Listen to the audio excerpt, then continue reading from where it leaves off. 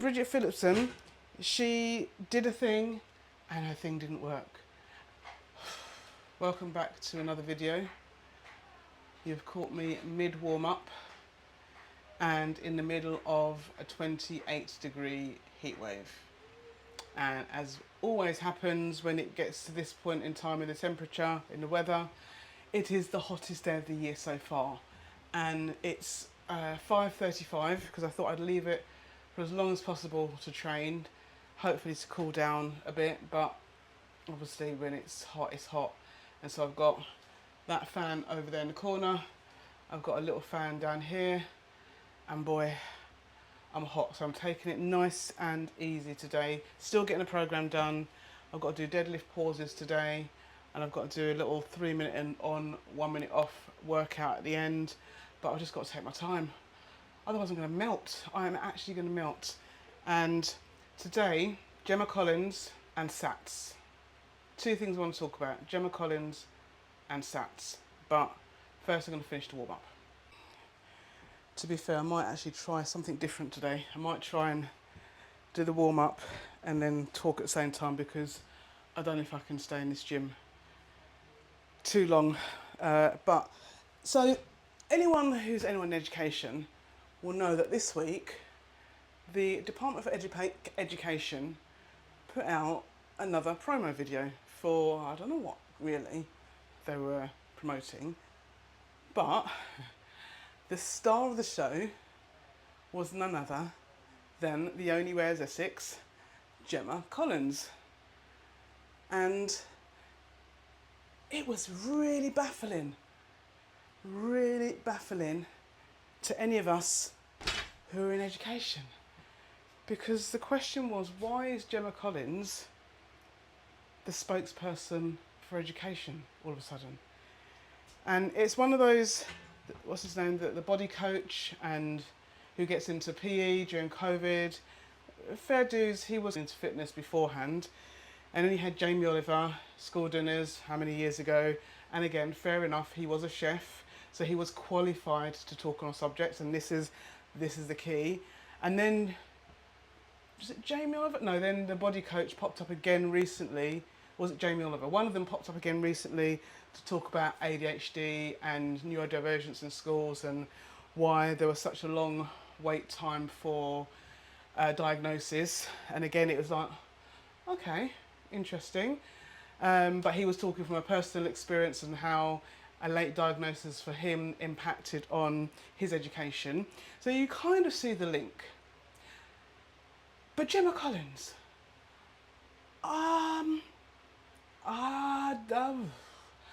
that's how most of us were left, because you had two particular videos. One was her coming out the lift and saying, "Hi darlings." I can't remember it word for word, and I probably don't want to remember it, to be honest with you, because the first thing was, why Gemma Collins? So this was a proper video, it wasn't a spoof. We did all have to check our calendars to make sure it wasn't April the 1st, but it was a proper video, a proper Department for Education infomercial, I don't know what they're calling it, that went out.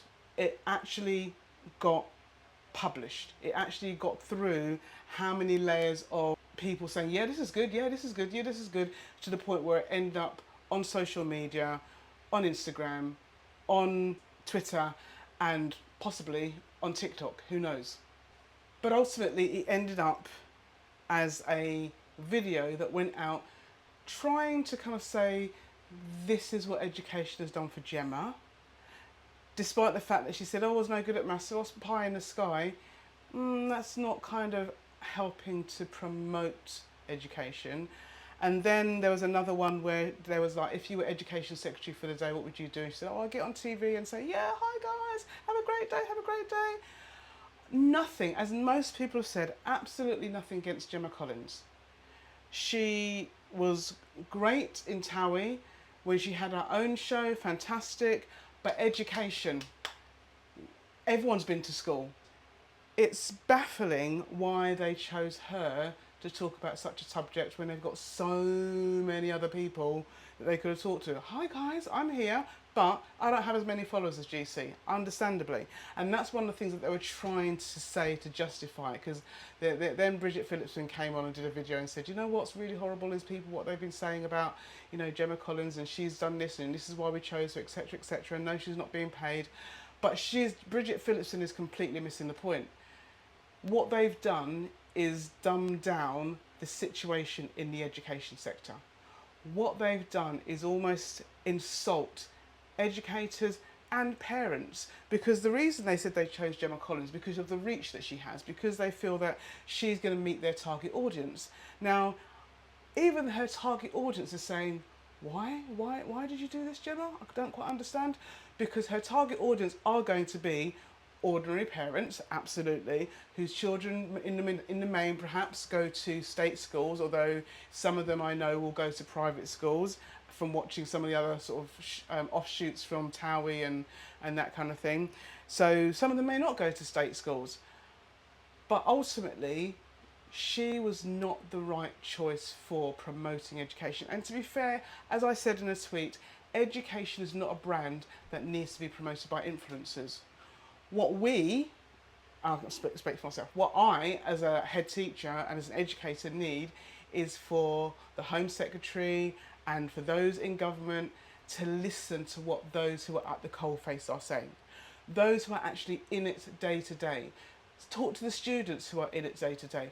Talk to the adults who have children in school day to day. Talk to them and get what the real picture is. Because it's not just about saying, yeah, when Gemma was at school, because no disrespect, Gemma left school a long time ago. The same way I left school a long time ago. So the school system is very, very different, and it's not comparable. You cannot compare what the school system was like in the early 2000s, late 90s. I don't know. I can't remember how old Gemma is. But you can't compare schooling then to how it is now, because there are so many more hoops to jump through. It's a totally different school system in terms of academies and free schools, UTCs. It's a totally different landscape. So you can't get somebody who went to school 10, 20 years ago to talk about what the education system's like now. And you can't really, it's not really fair to say, yeah, if she had apprenticeships or T subjects or whatever they're called on primary, I'm not quite sure, the T skills that they're bringing in, if she had those when she was at school, then she might have gone down a different path. You can't say that. You can't say that, because it's a different landscape. And so she is not the right person to have chosen for something like that. I don't know. I can't even name, I don't know. I am in my 50s, so I cannot name the kind of people who might be more on the ball and have their finger on the pulse more than Gemma Collins. But I know that there are people out there who have their finger on a closer pulse than Gemma Collins does. Their whole marketing strategy just seems to be really strange. Even on Instagram a few months ago, they were jumping on the I'm sorry bandwagon. So you know when you have a brand that puts up a post that says I'm sorry, and then you kind of read through the bottom of it, and then it's something completely opposite, and they're just saying sorry for being so wonderful, and because we're so wonderful we're completely sold out. The Department for Education went down the same route. We're really sorry, and then further down the line that free breakfasts are doing such a great thing, and that, you know, helping parents to get back into work, and totally once again missing the mark, not reading the room. And again, underneath those posts you just had people slating them, but yet they continue. And I've seen a couple of influencers, edu-influencers, two in particular, who've said, yeah, we know we went to the DfE and they talked through their PR strategy with us, and they're really trying to make sure that they get to the heart of what the matter is and really reach the right target audience, but they're kind of missing it. They really are missing what's supposed to be happening, and it's just an insult. It's one big insult. And as for me, I'm kind of like, you know what, if you're going to try and do cool and edgy and of the moment, then maybe speak to the educators first. Maybe, this is just a suggestion, maybe have a focus group made up of educators and parents and saying, this is what our strategy is going to be, what do you think?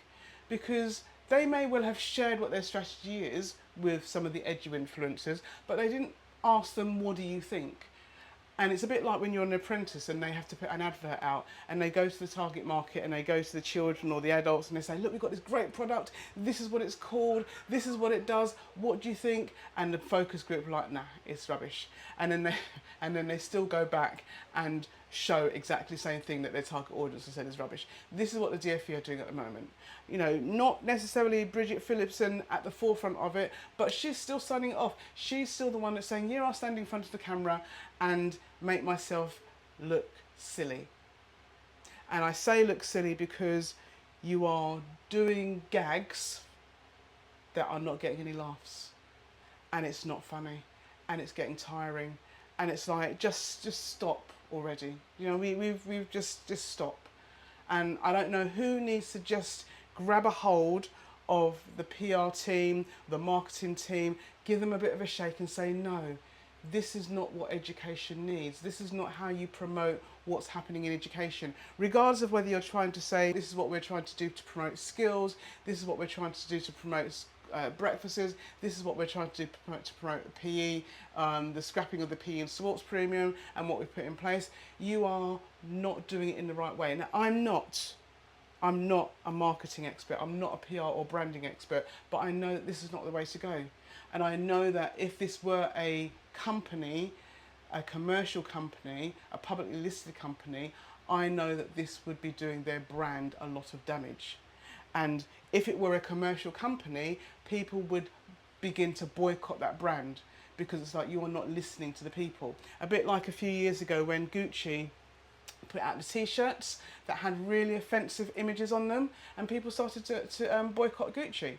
And then they had to listen and they had to do something about it. It's that kind of same ballpark where you're just not listening to what your target audience are saying. And you're saying it's for them, but it's not for them because they're not receiving it. So Bridget Phillipson, she did a thing and her thing didn't work. Thursday mornings I'm available. So if the PR and branding experts, need a bit of a focus group, I'm happy to come along on Thursday morning before 12 o'clock. I know a great PR person, Ronke Lawal, who would be happy to give you some branding advice. Even Kubi Springer, happy to give you some branding advice. These are two people who work for some top companies. Kubi's worked for Coca-Cola, she's worked for some of the top brands, car brands. She knows what branding is about. What you are doing to the education sector is not helping it out at this point in time. I've said it. And now I've said it, I've done my last set of lifts, and now I'm going to just take a break before I get on to my 4 sets of 5 50 kg deadlift pauses. This week we're working on what we call the first pull. So this is so that as soon as I come off the ground, I'm in the right position to then put it up, because if I'm going to be going to 100 kg, I want to make sure it's a safe and a well executed 100k. So I'm on, what am I on, 94, I think 94 kg at the moment. So what my coach has programmed for me today is just to start with, I need to make sure that, obviously as always, shoulders are over the bar, and then I need to do that little first pull, like that, and then just make sure that my hips and my shoulders move as one, because I think at the moment I'm kind of doing that and then that. So I need to just do a nice hinge movement. So just I'm going to go to my shins with that movement.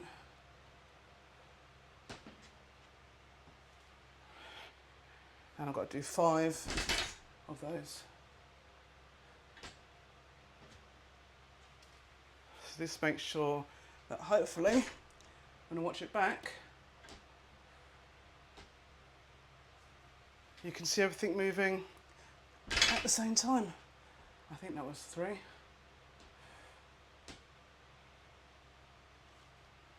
And it just means that you really focus more on the little moves.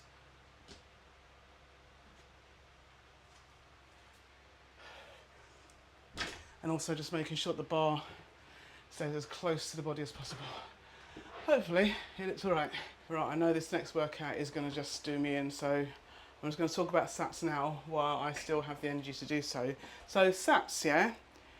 I'm not going to talk about sats as such, but the aftermath of sats. So those who know are aware that you cannot talk about the papers or anything until a week after the tests have finished. So the test finished on the Thursday, but you can't say anything, you can't open the cupboard where you've locked them in until the Friday after. And the reason that is because there may be children who had special arrangements or might have been off sick, and so you arrange for them to take the test on a different day, and obviously they need to stay away from the other children, so you may have had to apply for special arrangements, so therefore you cannot do anything with the tests. And so you may see people on social media occasionally kind of hinting, oh, wasn't it a hard test today, or one of the questions was just so ambiguous, but they can't give details. Soon as the 22nd of May hits, it all kind of floods out. So you've got, this year you had people talking about two questions, where one was you have this person buy 6 apples and 7 peaches, and how much is the cost of how many other they buy in total. And then there was another question, 67 divided by 1. And someone's like, you know what I did there? You know, this whole 6, 7. But I didn't have any time during the test to be worrying about 6, 7. And none of the kids had any focus on 6, 7. So even if they had noticed it, if they got it right, I did not spot any of them kind of going like that, because they're too busy. They're too busy focusing on the SATs questions and on the paper, and getting stressed for some of them about the SATs paper. That's the first thing.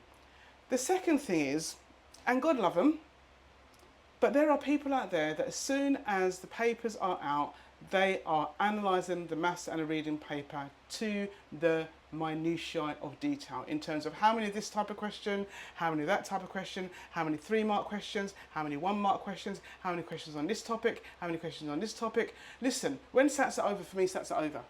All I want to do is now get to July the 8th or 7th when the SATs results are out. And that's when I start with my calculations and my analysis, because there is nothing I can do. Knowing how many maths questions there are compared to last year, the year before, the year before, the year before, back in 2017, it makes no difference to my life. Now, maybe I'm missing something. Maybe I'm just not as committed to SATs as some educators are, and fair play to them, let them have that level of commitment. But me, I am not interested. And I haven't seen the children's papers, because obviously that would be maladministration, to be able to say, well, yeah, because this number of children got this question wrong and this number of children got this question wrong. I don't need it. I don't need it now. Maybe later on down the line, but again, it might make a bit of a difference, but ultimately we just got to teach everything, because every year they change the paper slightly, and every year there's something that you think, oh, that was a bit of a curveball. So for me, those people who analyse the SATs papers, good on them. And there are a group of people who will receive that and find it really useful. Me, I had to think to myself, no, I mean, like I said, in the comments, you know, maybe I'm wrong. Maybe I am missing something. Maybe I should have go back to the lady, the teacher who analyses them, which is fantastic because she does it every single year. That's true dedication. I mean, I guess that nowadays you could probably put it through ChatGPT. Other AI agents are available, but you could put it through an AI software and it would analyse it for you and probably give you more detail. But she does it, bless her. She did it before AI existed, so I'll give her kudos for that. But for me, I'm not quite sure now what exactly I can do with that information with my year 6s, what I will do with my year 5s. Again, maybe at some point it'll be like, oh yeah, okay, this is how I can use it. But for me, it's just a case of teaching everything that is on the curriculum in a way that children are able to retrieve the information when they sit down to do the test in May next year. But like I said, am I missing something? I don't know. This is my first year teaching year 6. This is not my first year being a head teacher in a school where year 6s take SATs. But being in the thick of it, I see things from a totally different perspective. And it's been really interesting teaching year 6. It's been really interesting going through that process with them with that hat on, as well as with my head teacher's hat, because I've seen a different side of it. And year 6 teachers, this is for you, okay?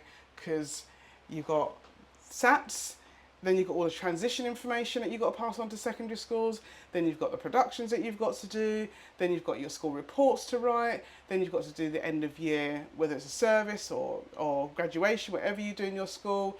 You've got all that to do in the space of 8 weeks perhaps that you've got to squeeze in, 9 weeks if you include SATS weeks. There's a lot that Year 6 teachers have to squeeze in the summer term. So head teachers, be gentle with them. Other teachers, be gentle with them, because although it may seem like, oh, it's only just a week, there's also a lot of other stuff that they've got to do because their children are leaving the school. And you've also got to think about the fact that they're going to be saying goodbye to their children. And maybe in the next video I'll talk about endings and how we can make sure that we have positive endings, not just for the children that are leaving the school, but children that are leaving your class as well, because that's really important as children kind of go up to the next class and they leave their old teacher behind. In most cases, there's an ending that's going to happen that links to attachment that for some children and for some adults can be really hard. So managing those endings is a really important thing to consider, and something we started thinking about last year in terms of how we would do that. But anyway, I've got another workout to do. I think it's called a Tabata. So 3 minutes of exercises, then 1 minute off, and then I've got 3 sets of those to do. And then I need to go and cook dinner. And then I need to go and chill because tomorrow is a bank holiday. So yes, I have got to just get this done so I can fully relax. So I'll say my goodbyes afterwards. I'm going to say them now just in case I've got no energy to say goodbyes. Bye. But then I might come back later and say a proper goodbye and a proper like, subscribe, follow, that is subscribing, and share, and all those bits and pieces. That's, like I said, if I've got any energy left. Okay?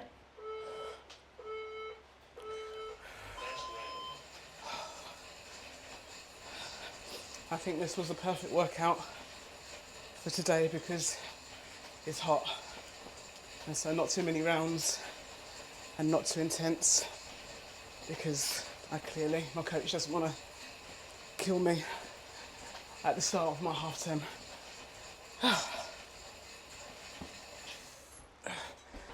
Tell you what, anyone who knows me knows how much I love kettlebell swings. I don't know why. I've probably bent my legs a bit too much, so long as it doesn't work. That's the most important thing. Oh, last thing, doing good for time. 20. I hate these.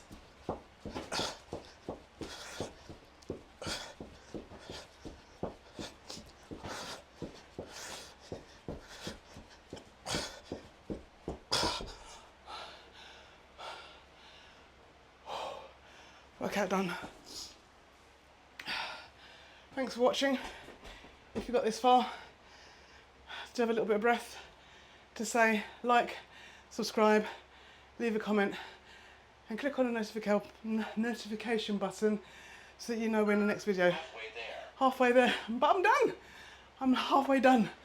So yeah, see you in the next video. Enjoy your half term, people.